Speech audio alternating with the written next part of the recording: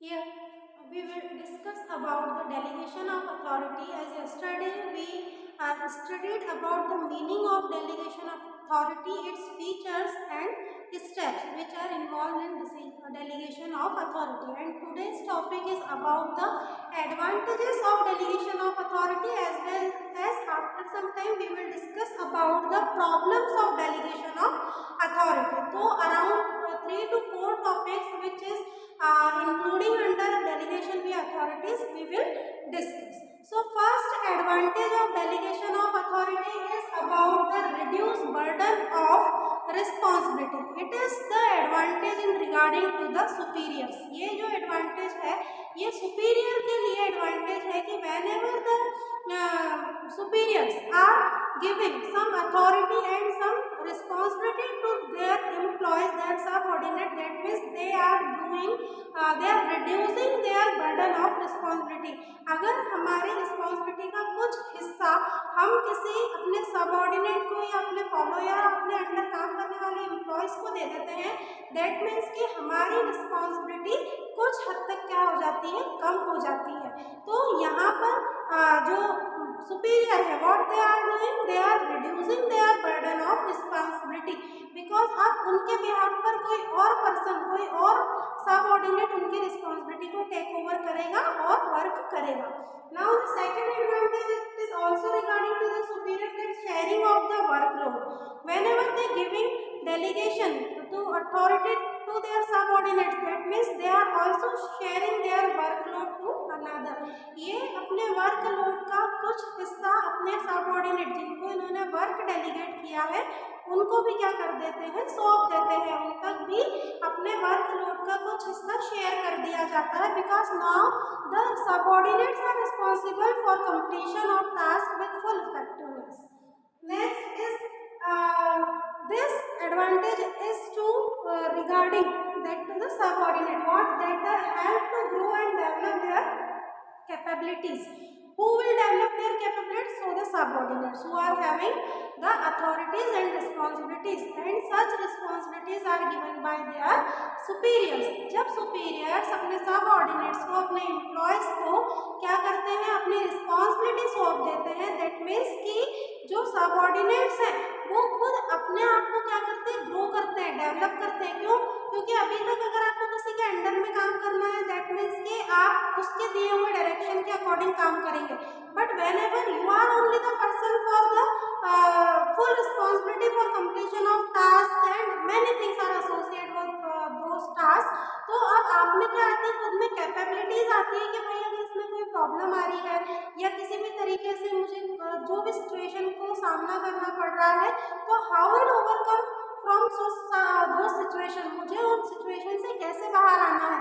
तो ये सारे जो हिस्सा होता है ये सबऑर्डिनेट के सेल्फ डेवलपमेंट का होता है. With the help of such delegated authority they are developing their self only. जो सबऑर्डिनेट्स होते हैं, जो एम्प्लॉयज होते हैं, वो अपने आप को क्या करते हैं, ग्रो करते हैं, डेवलप करते हैं. बहुत सारी नई चीज़ें उनको सीखने को मिलती है जब कोई नया टास्क पूरी जिम्मेदारी से सुपीरियर उनको सौंप देते हैं, डेलीगेट कर देते हैं. Next it is the accepting responsibility. How they are accepting responsibility? When they are authorized for something, when they are having some powers for decision making, everything if they are having, that means they are now accepting the new responsibilities. अब वो नई नई जिम्मेदारियों को, नई responsibilities को employees जो होते हैं, वर्कर्स जो होते हैं, वो क्या करते हैं, इजीली एक्सेप्ट करते हैं. Because now they are responsible for the things, for the completion of task, for achieving the organisational goal. तो ये सारी चीजें किसका हिस्सा हो गए कि भाई जो एम्प्लॉयज जिनको आपने काम दिया है, जिनको आपने डेलीगेट किया है किसी पर्टिकुलर काम के लिए, now they are accepting the new responsibility. जब एक बार आप डेलीगेट कर देंगे अथॉरिटी, फिर आप नेक्स्ट टाइम जितनी भी बार अपने सुपीरियर्स को कोई भी काम देंगे तो easily they are accepting those responsibility with full confidence. Now अगला है act as a learning and motivating tool. whenever we delegate the authority, so somehow it is act like motivating tool. तो वो किसकी तरह काम करता है, मोटिवेटिंग के बारे में, भाई मुझे रिस्पॉन्सिबिलिटी दे दी है, मुझे अथॉरिटी दे दी है, अब मैं डिसीजन ले सकता हूँ. दैट मीन्स कि now it such kind of things are helping to me for motivating my self. इसीलिए इसको यहाँ पर मोटिवेटिंग कहा गया है कि जब किसी बंदे, अगर आप एक छोटे बच्चे को जिसको अभी तक नियर बाय शॉप जाने की परमिशन नहीं थी, और अगर आप उसको परमिशन दे देते हैं शॉप पे जाने की, तो वो अपने आप में बड़ा महसूस करता है, वो खुद मोटिवेट होता है कि अच्छा मैं बड़ा हो गया हूँ, मुझे शॉप पर जाने की मेरे घर वालों ने, मेरी मदर ने, फादर ने मुझे परमिशन दे दी है। तो उसी तरीके से अब बिजनेस के सेंस में भी यही होता है कि जब हम सबऑर्डिनेट्स को कोई जिम्मेदारी इस तरह की दे देते हैं कि they are only the decision maker for any situation, कोई भी सिचुएशन में डिसीजन वो ले सकते हैं, they are having the lots of powers, है ना, तो such kind of tools are help to them for motivating. तो इस तरह के जो टूल्स होते हैं वो पर्सन्स को मोटिवेट करने में क्या करते हैं, हेल्प करते हैं, और लर्निंग भी बहुत मतलब सीखने को बहुत कुछ मिलता है सबऑर्डिनेट्स को, जब उनको न्यू न्यू टास्क दिए जाते हैं।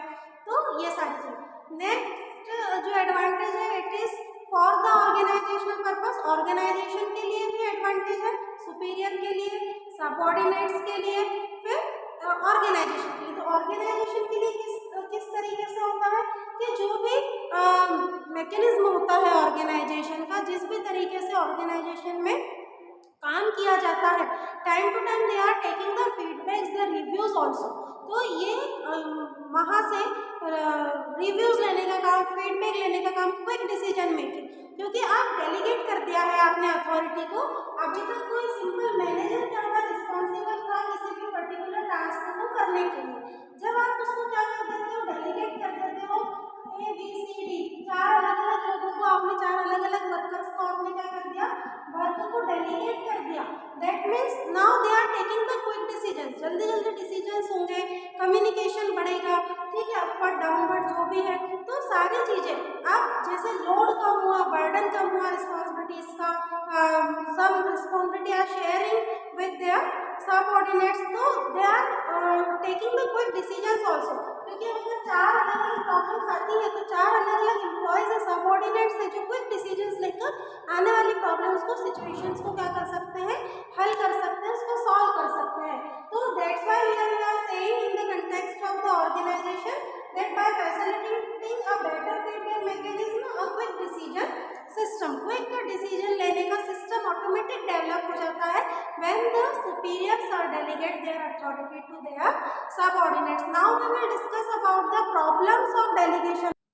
Now some problems are facing, or some problems are including under the delegation of authority. First problem said that better performance. Every manager thinks that only they can do better their self. Her manager क्या सोचता है कि सिर्फ काम को वही person better तरीके से कर सकता है, ना कि उसके अदर सबऑर्डिनेट्स। तो such kind of things is always creating problem in the delegation of authority, because every worker thinks that only he or she can do the work better. Next is the no trust. Sometimes manager think that they cannot trust to anybody. किसी भी subordinate के ऊपर इतनी आसानी से trust नहीं किया जा सकता।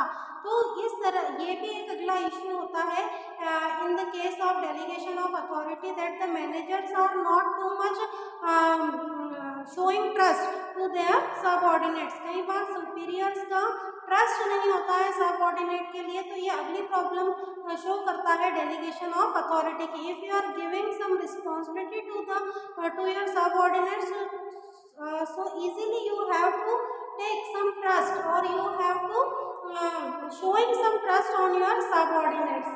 Next is my junior may get the credit. Sometimes manager thinks if I delegate the authority to my subordinates, if the work will fulfill with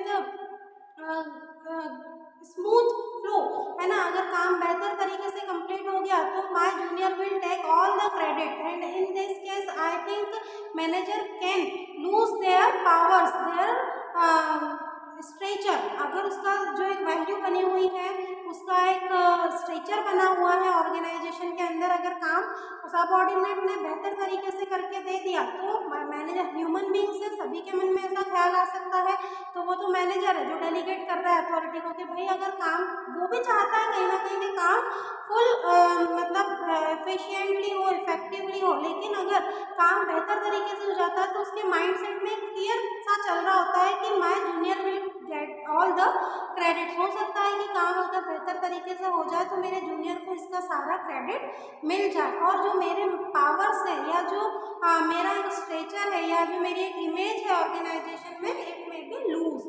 ठीक है, next it is who will continuous guideline difficult. Who will provide the guideline continuously to their subordinates? Obviously the managers who are delegating the work to their subordinates. So it is also creating problem in delegation of authority that they have to provide the continuous guidelines to their subordinates. Sometimes it create lots of problems for delegation because the subordinate will come again and again and ask about each and every problem without taking the self decision. So such type of guidelines are creating problem under delegation of authority. Next thing is who will face the music. That means कि if giving job to subordinates, अगर किसी भी subordinate को job या task देने के बाद वो काम बेहतर तरीके से हो गया, so in this case manager will accountable to answer, manager को ही अकाउंट करना है, आंसर देना है। Accountable to answer means answer करना कि भाई काम बिगड़ा तो कैसे बिगड़ा, किसको, अपने टॉप लेवल अथॉरिटीज को। और अगर काम बेहतर तरीके से हो गया, again he is only accountable for completion of task, वही पर्सन होगा अकाउंटेबल, कौन, मैनेजर, जिसने डेलीगेट किया है अथॉरिटीज को अपने सप्लायर सबऑर्डिनेट्स को। तो इस कंडीशन में क्या कह रहे हैं, who will face the music, है ना, ये म्यूजिक गाने सुनने वाला म्यूजिक को फेस करने की बात नहीं कह रही है। Here the music means accountable for the answers, कि अगर काम बेहतर तरीके से हुआ तो भी manager is accountable for the situation and giving the answers, and in the non completion of task या any problem if creating under the task, so only they will accountable for the answer. So here they means manager, so here the manager think that who will face the music. Next easy to ask the boss. देखिए subordinates के लिए ये बहुत easy होता है कि again and again you can go to your boss and ask the things to them, है ना, कोई भी चीज, कोई भी प्रॉब्लम, कोई भी क्वेश्चन, सबसे आसान काम है कि भाई अपने सुपीरियर के पास जाओ और पूछ लो। तो sometime it is also creating the problems to their boss, कि बार बार एम्प्लॉय आ रहा है पूछ रहा है, तो मैनेजर भी फ्रस्ट्रेट होकर कह देगा कि इससे बेहतर तो मैं ही कर लेता काम को। तो इस तरह की कई बार सिचुएशन क्रिएट हो जाती है कि आसान लगता है हमारे बॉस से हर चीज़ों को पूछना।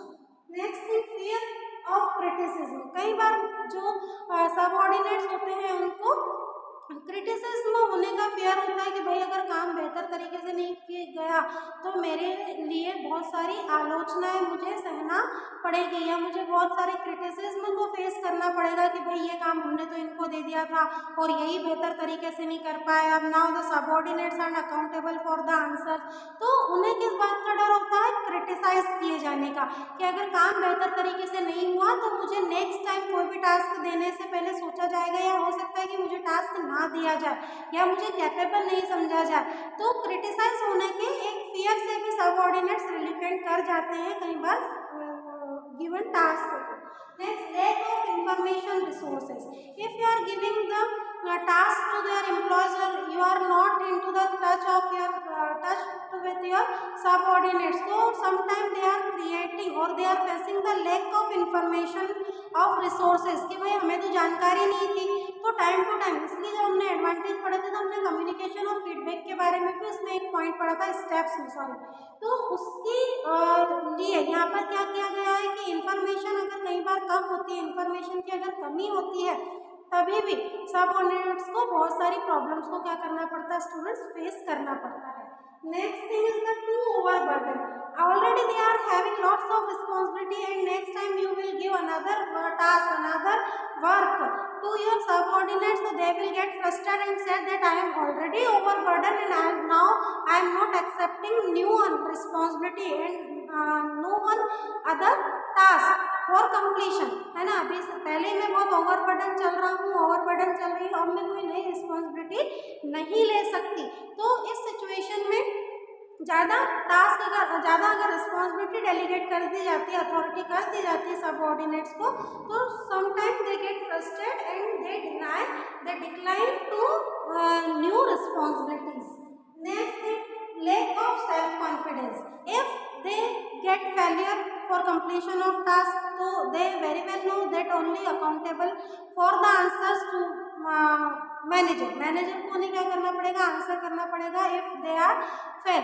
अब ये तो मैनेजर की जिम्मेदारी थी कि उसने कुछ देख परख के ही अपने सबऑर्डिनेट को काम सौंपा था, but in this situation sometime they are losing their self confidence. इस सिचुएशन में उन्हें क्रिटिसाइज होने का डर है, उन्हें ओवरबर्डन वो चल रहे हैं, ऑलरेडी कंप्लीट नहीं हुआ है टास्क, प्रॉब्लम कोई सुन नहीं रहा है, इंफॉर्मेशन की कमी चल रही है, तो ऑटोमेटिकली जो पर्सन होता है वो अपना सेल्फ कॉन्फिडेंस क्या करते जाता है, लूज करते जाता है कि अगर टास्क बेहतर तरीके से हो गया तो ठीक है, मुझे क्रेडिट नहीं दिया जाए, लेकिन suppose I get failure for completion of the task, तो डेफिनेटली उनका जो सेल्फ कॉन्फिडेंस होता है वो लूज होता है, क्योंकि उन्हें अच्छे से पता होता है कि नेक्स्ट टाइम हो सकता है कि मुझे रिस्पॉन्सिबिलिटी नहीं दी जाए या मुझसे कम कैपेबल पर्सन को काम सौंप दिया जाए, रीजन चाहे जो भी रहा हो।